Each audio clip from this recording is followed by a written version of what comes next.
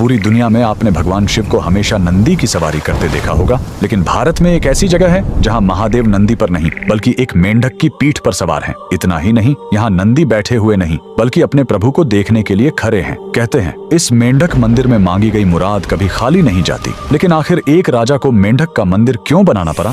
कहानी करीब 200 साल पुरानी है, उत्तर प्रदेश के ऑयल रियासत की। वहाँ के राजा बख्तावर सिंह बहुत प्रतापी थे, लेकिन वो कुदरत के आगे हार चुके थे। उनके राज्य में सूखा पड़ गया था, प्रजा पानी के लिए तड़प रही थी और दूसरी तरफ राजा का अपना आंगन सूना था। उनका कोई पुत्र नहीं था जो आगे चलकर गद्दी संभाल सके। राजा पूरी तरह टूट चुके थे। तभी राज्य में एक महान तांत्रिक का आगमन हुआ। उसने राजा की परेशानी सुनी और एक ऐसा उपाय बताया जिसे सुनकर सब हैरान रह गए। तांत्रिक ने कहा, राजन, ये सामान्य सूखा नहीं है, आपको मंडूक तंत्र का सहारा लेना होगा।